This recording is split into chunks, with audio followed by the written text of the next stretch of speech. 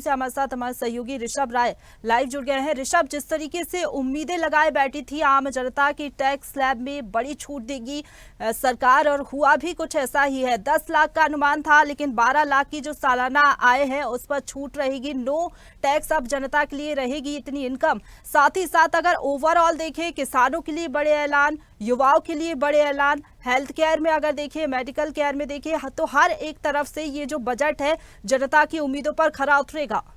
वाकई में जिस तरीके से ये बजट पेश किया गया है और अभी तक जो बिंदु सामने आए हैं, जो बड़े ऐलान सामने आए हैं, जो ज्ञान का जिक्र लगातार मोदी सरकार में होता आया है, उन्हीं को ध्यान में किया गया है। चाहे गरीब हो, युवा हो, महिला हो या अन्नदाता हो, उसी को लेकर तमाम ऐलान किए गए हैं। और मोदी सरकार की तीसरे कार्यकाल का पहला बजट है। निर्मला सीतारमण ने लगातार 8वीं बार बजट पेश किया है। तो तमाम बिंदु इसके जो है वो खास ये हो जाते हैं, जैसा कि आपने जिक्र किया कि 12,75,000 रुपए की जो आय है उसमें कोई भी टैक्स नहीं देना होगा। ये बड़ा ऐलान माना जा रहा है। इसको लेकर चर्चा आगे बहुत होगी। इसके अलावा किसानों को लेकर बड़े ऐलान किए गए हैं, जहां किसान क्रेडिट कार्ड यानी KCC को लेकर जो राशि 3 लाख रुपए थी उसे बढ़ाकर 5 लाख कर दिया गया है। और बिहार में भी मखाना बोर्ड का गठन किया जाएगा और 3 एयरपोर्ट की सौगात बिहार में दी जाएगी। और साथ ही युवाओं के लेकर बात करें तो मेडिकल फील्ड में 75,000 सीटें उनकी बढ़ाई जाएंगी और तमाम तरीके से युवाओं को भी और भी सौगात दी गई है। इसी पर हमारे साथ डिजिटल एडिटर मौजूद हैं, उनसे हम चर्चा करेंगे। विजय नंदन जी, किस तरीके से आप ये ऐलान देख रहे हैं, बजट को किस तरीके से देख रहे हैं? युवाओं के लिए कई तोहफे हैं और जिस तरीके से 12 लाख रुपए से ज्यादा की आपकी आय है तो उसमें भी छूट टैक्स नहीं दिया जाएगा, ये बड़ा ऐलान माना जा रहा है। ऋषभ, वाकई इस बजट को देखा जाए तो राजनीति की भाषा में कहूँ तो ये लोक लुभावना बजट है। लेकिन आम आदमी और टैक्स पेयर के हिसाब से देखूं, मैं नौकरी पेशा के हिसाब से खुद को देखूं तो ये मेरे लिए बहुत बड़ी राहत है। 12 लाख रुपए की छूट जो है वो बहुत बड़ी मानी जाती है। मोदी सरकार ने पहला जो कार्यकाल था उसमें 2.5 लाख से इसकी शुरुआत की थी।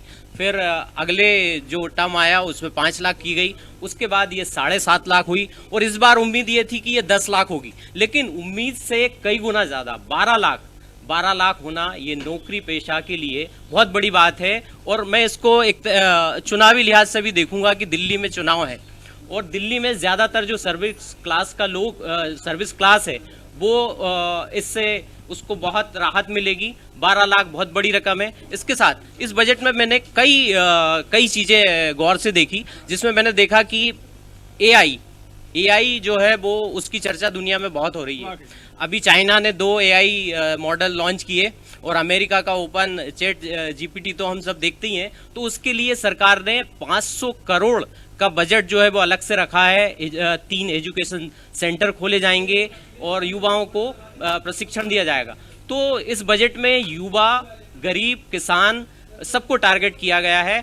किसानों की बात की जाए तो किसानों के लिए जो कर्ज की सीमा है वो भी बढ़ाई गई है, उस पर ब्याज दरें कम करने का ऐलान किया गया है। खासतौर से मुझे लगता है कि अगला जो चुनाव है दिल्ली के बाद बिहार का है, तो इस बजट में बिहार के लिए कई घोषणाएं हुई है। जैसे हमने देखा कि वित्त मंत्री खुद मधुबनी की जो फेमस साड़ी है वो पहनकर पहुंची, तो एक मैसेज दिया गया बिहार को कि बिहार की तरफ वित्त मंत्री का विशेष ध्यान है। तो बिहार के लिए जैसे आपने बताया था कि बिहार में जो मखाना उद्योग है या कपास है उसके लिए विशेष जोर दिया जाएगा, उसका उत्पादन बढ़ाने के लिए। कपास उत्पादन करने वाले किसानों को 5 साल तक जो पैकेज दिया जाएगा उस पर सस्ती जो ब्याज दरें हैं वो रखी जाएंगी। वाकई में देखिए, प्रधानमंत्री मोदी ने जो संकेत दिए थे, जो चर्चाएं की जा रही थी, मुझे लगता है कि उससे बढ़कर ये बजट रहा। क्योंकि जिस तरीके से इनकम टैक्स की बात भी हम कर लें, जो 10 लाख रुपए तक की इनकम टैक्स में टैक्स न लगने की बात कही जा रही थी, वो 12,75,000 तक पहुंची है।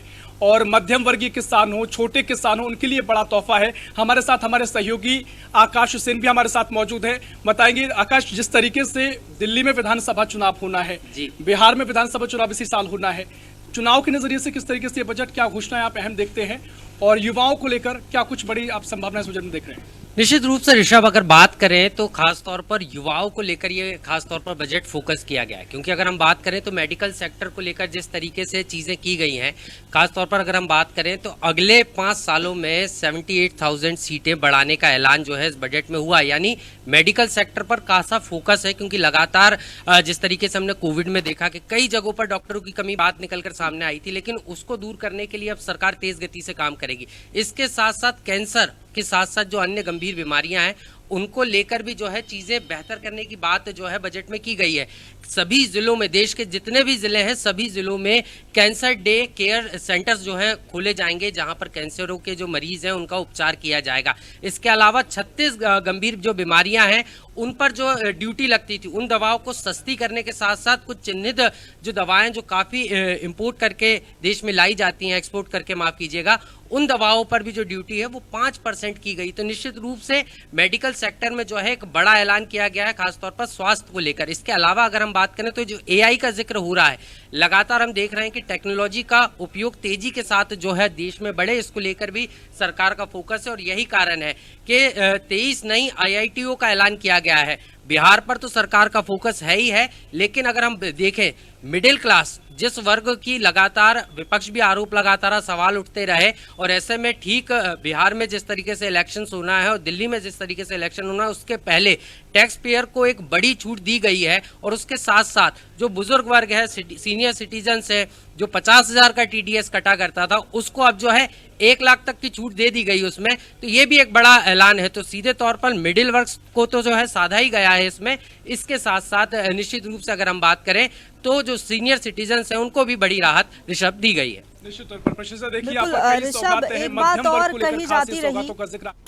एक बात और कही जाती रही हमेशा प्रधानमंत्री नरेंद्र मोदी की ओर से कि विकसित भारत का जो सपना है वो तभी साकार होगा जब ग्रामीण क्षेत्र विकसित होंगे। ग्रामीण क्षेत्रों की बात करें तो यहाँ पर भी कई बड़े ऐलान है बजट में कि जो ग्रामीण क्षेत्र है उनका विकास तेजी से किया जाएगा।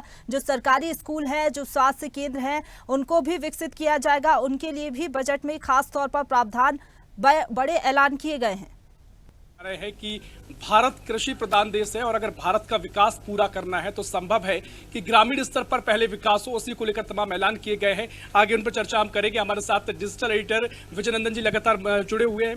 विजय जी, ग्रामीण क्षेत्रों को लेकर भी तमाम ऐलान किए गए हैं। ग्रामीण भारत को लेकर लगातार चर्चाएं होती आई है और कृषि प्रधान देश भारत कहा जाता है। क्या कुछ ऐलान इस बजट में आप देख रहे हैं? देखिए ऋषभ, किसानों और ग्रामीणों के लिए इस बजट में बहुत कुछ है। जैसा मैंने थोड़ी देर पहले आपको बताया था कि सरकार जो है वो देश में अनाज उत्पादन पर तो जोर दे ही रही है। इसके अलावा जो कमोडिटीज़ हमारे यहाँ जिनकी कमी है, जो हम विदेश से मंगाते हैं, उनका उत्पादन बढ़ाने पर सरकार का विशेष जोर है। जैसे दालें हैं, तो दालें हम क्यूबा से मंगाते हैं, इंडोनेशिया हो गया, बाकी देशों से हम आयात करते हैं। इसी तरह से तेल है, तेल भी हम पाम ऑयल और बाकी जो तेल है वो बाहर से आते हैं। तो तेल और जो है दालें, इनके उत्पादन बढ़ाने पर सरकार का विशेष जोर है। और दूसरी बात है कपास उत्पादन।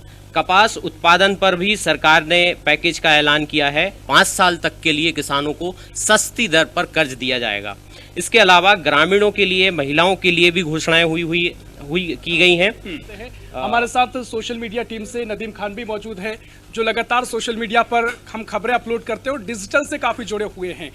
तकनीक के क्षेत्र में AI को लेकर ऐलान किया गया है कि 500 करोड़ का बजट रखा गया है। कैसे आप देखते हैं और क्या कुछ इससे आपको लग रहा है कि बदलाव आएंगे? देखिए, AI का बहुत ही ज़्यादा चलन है और पूरी दुनिया AI की तरफ बढ़ रही है। तो हमारा जो बजट आया है, निर्मला सीतारमण जी ने इसमें बजट में खासकर युवाओं का ध्यान रखा है। इस पे हम कहें तो सबसे ज़रूरी जो चीज़ की गई है वो है छोटे शहरों को एयरपोर्ट से जोड़ना, ताकि लोग आसानी से एक्सेसिबिलिटी बढ़ जाएगी। उससे होगा क्या, और युवाओं के लिए क्या किया गया है, मेडिकल फील्ड में सीट्स बढ़ाई गई हैं, IIT में सीट्स बढ़ाई गई हैं, और साथ ही साथ उद्यम को बढ़ावा देने के लिए उनको लोन का जो स्टार्टअप जो अपना शुरू करना चाहते हैं उस पर बढ़ोतरी की गई है। वो उसमें काफ़ी ज़्यादा बढ़ोतरी की गई है। अभी 20 करोड़ तक आप लोन ले सकते हैं। तो ये सारी चीज़ें जो बजट में युवाओं के लिए ध्यान रखा गया है, ये खासकर युवाओं के लिए बजट ओरिएंटेड कहा जाएगा। तो ये बहुत ही अच्छा बजट है और उम्मीद करते हैं कि सभी के लिए अच्छा हो ये बजट। हाँ बिल्कुल नदीम, देखिए जिस तरीके से AI का हम उपयोग लगातार देख रहे हैं, मुझे लगता है आप भी AI का उपयोग कर रहे होंगे। अगर इसमें बजट बढ़ाया गया है, सरकार ने एक वातावरण तैयार करने की कोशिश की है क्योंकि समय की मांग भी है, तो कितना कुछ अब इससे फर्क पड़ने की उम्मीद है? कम से कम सरकार के पास तो एक लिमिटेड चीजें होती हैं, लेकिन जनता जो लगातार इनका यूज करती है, कितना बदलाव आएगा और इसका उपयोग कितना बढ़ने वाला है एआई को लेकर, आप क्या देखते हैं? देखिए, बदलाव तो बहुत ही ज़्यादा आएगा, क्योंकि अभी तक जैसे कि हम चैट जीपीटी या ओपन एआई की बात करते हैं तो उसमें यूएस ही आगे है। हमारे यहाँ बजट बढ़ा है, मतलब कि हमारे देश में भी अब एआई को बढ़ावा मिलेगा। हम ज़्यादा टेक्नोलॉजी का यूज़ कर सकेंगे, क्योंकि भारत में दुनिया के सबसे ज़्यादा युवा हैं, यहाँ पोटेंशियल बहुत ही ज़्यादा है। तो बढ़ावा देने से होगा ये कि हम लगातार दुनिया से कॉम्पिटिट करेंगे और हमारे यहाँ से भी बहुत अच्छे नए टेक्नोलॉजी फ्रेंडली चीज़ें आएंगी। तो हमारा जाहिर सी बात है, हमारा भारत भी और विकसित की तरफ से विकासशील तो है ही, विकसित बनेगा। निश्चित तौर पर युवाओं के हाथ में जो पोटेंशियल है और जो समय का उपयोग है उसमें एआई काफी महत्वपूर्ण भूमिका निभाता है। ताजा खबरों के लिए लाइक, फॉलो और YouTube पर सब्सक्राइब कर बेल आइकन दबाएं। साथ ही ताजा अपडेट्स के लिए swedeshlive.com पर विजिट करें।